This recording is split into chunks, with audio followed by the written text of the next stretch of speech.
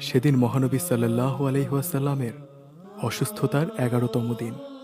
শরীর খারাপ থাকা সত্ত্বেও এতদিন মহানবী সাল্লাল্লাহু আলাইহি ওয়াসাল্লাম মসজিদে নববীর নামাজের জামায়াতে নিজেই ইমামতি করে এসেছেন। আজকেও তিনি উঠেছেন নামাজের জন্য। অজু করতে শুরু করলেন, কিন্তু পারছেন না। মাথা ঘুরতে লাগলো তার। পরপর 3বার চেষ্টা করেও পারলেন না অজু করতে। কদিন ধরে তার অসুস্থতার তীব্রতা ক্রমেই প্রকট হয়ে উঠছিল। খায়বারের সেই ইহুদিনীর খাওয়ানো বিষের জ্বালাও মারাত্মক হয়ে উঠেছে ধীরে ধীরে। আজ অবস্থা এমন যে তিনি সাহাবীদের সাথে নামাজে শরিক হতেও পারছেন না। জামাতে উপস্থিত সাহাবীদের তিনি বললেন, আবু বকরকে নামাজে ইমামতি করতে বলো।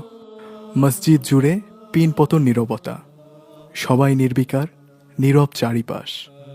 প্রবল ঝড় আসার আগে প্রকৃতি যেমন শান্তশিষ্ট হয়ে থাকে, ঠিক একই রকম হয়ে আছে সব কিছু।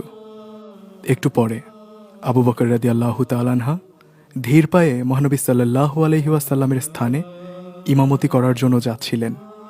তার ভেতরটাও তখন কাঁদছিল।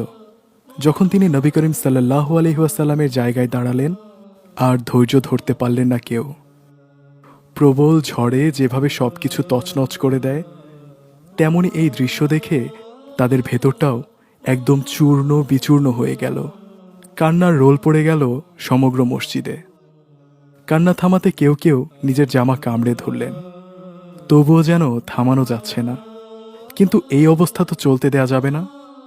আল্লাহর নবী এমন দৃশ্য দেখলে তার মনটাও কেঁদে উঠবে।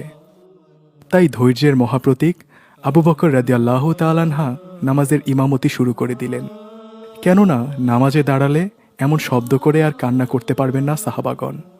এদিকে এই সময় মহানবী সাল্লাল্লাহু আলাইহি ওয়াসাল্লাম একটু আরাম বোধ করলেন। এজন্য সঙ্গে সঙ্গেই তিনি দুজন আত্মীয়ের কাঁধে ভর দিয়ে মসজিদে চলে এলেন। হযরত আবু বকর রাদিয়াল্লাহু তাআলা আনহু তখন নামাজের ইমামতি করছিলেন। মহানবী সাল্লাল্লাহু আলাইহি ওয়াসাল্লাম আসছেন নামাজে, এটা টের পেতেই জায়গা ছেড়ে দেবার জন্য ইমামতির স্থান থেকে সরে দাঁড়াচ্ছিলেন আবু বকর রাদিয়াল্লাহু তাআলা আনহু। মহানবী সাল্লাল্লাহু আলাইহি ওয়াসাল্লাম তাকে নিষেধ করলেন এবং আবু বকরের পাশে থেকেই নামাজ আদায় করলেন। মহানবী সাল্লাল্লাহু আলাইহি ওয়াসাল্লাম সাহাবাদের সবচেয়ে আপনজন ছিলেন। তাই তার এই অসুস্থ অবস্থা দেখে সাহাবাদের হৃদয়ে যে ঝড় বইছে তা তার অজানা ছিল না। তাই তিনি নামাজের পর সাহাবীদের দিকে ঘুরে বসলেন। এরপর তাদের উদ্দেশ্য করে বললেন, হে মুসলমানগণ, আমি তোমাদেরকে আল্লাহর হাতে সমর্পণ করে যাচ্ছি। তার আশ্রয় ও তার